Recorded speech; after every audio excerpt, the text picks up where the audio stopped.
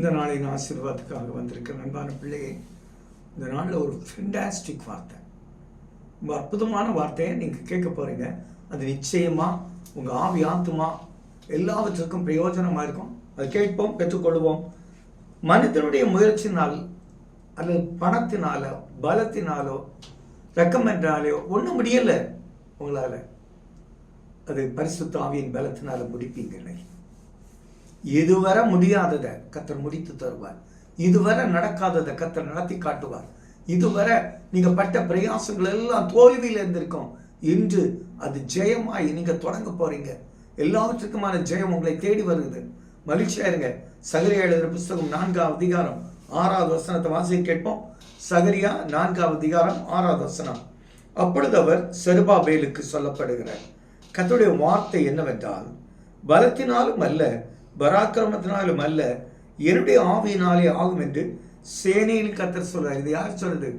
நான் இல்லை, கர்த்தர் சொல்றார். சேனைகளின் கர்த்தர், சேனைகளுக்கோடு இருக்கிற சேனைகளின் மத்தியில் வீற்று இருக்கிற கர்த்தர் சொல்லுகிறார். இது காரணம் இருக்கு. யோசுவா எரிகோவுக்கு முன்னால அணிவகுத்து நிற்கும் போது அங்க அவனுக்கு உதவியாக உருவின பட்டயத்தோடு ஒருவர் அங்கே நின்று கொண்டிருந்தார். அப்ப யோசுவா கேட்பான், நீர் எங்களை சார்ந்தவரா எரிகோவை சார்ந்தவரா?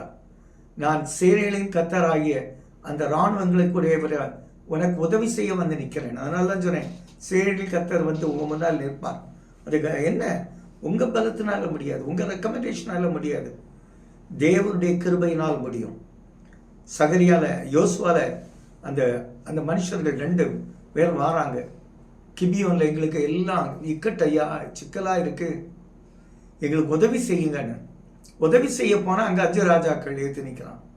அவனுக்கு யுத்தம் பலத்த போது அதுக்கு முன்னாலதான் எவ்வளவு அழகா உனக்கு உதவி செய்வதற்காக நான் வந்தேன்னு சொன்னார் பாருங்க.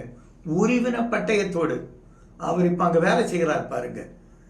அவன் செய்யும் போது ஒரு வார்த்தை சொல்றான், சூரியனே கிபியோன் மேலும் சந்திரனே ஆயலோன் மேலும் தரித்து நின்றா இல்லையா? எந்த ரெக்கமெண்டேஷன் வேண்டாங்க.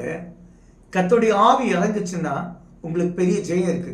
இன்னைக்கு நீங்க எந்த ரெக்கமெண்டேஷன் தேவையில்லை, எந்த மனிதனையும் பார்க்காதுங்க. நீங்க எடுத்த காரியங்களை ஒன்று வாக்கில்லையா, இன்னைக்கு போங்க. அது கவர்மெண்ட் ஆஃபீஸா இருந்தாலும் எந்த அலுவலகமாக இருந்தாலும் உங்க காரியங்கள் முடியும். அது இன்டர்வியூவா இருந்தாலும் சக்சஸா முடிப்பீங்க. உங்களுக்கு தோல்வி இல்லை, ஜெயத்தோடு இருப்பீங்க. சந்தோஷமா இருங்க. கர்த்தர் உங்களை ஆசீர்வதிப்பார். எங்கள் நல்ல தகப்பனே, இந்த நாள் மகிழ்ச்சியின் நாளாக, மகிழ்ச்சியின் நாளாக, மன மகிழ்ச்சியின் நாளாக, எல்லாவற்றுக்கும் ஜெயத்தின் நாளாக இருக்க ஆண்டவர் கிருபை கொடுத்து நன்மை செய்வன் நல்ல பிதாவே. ஆமென்.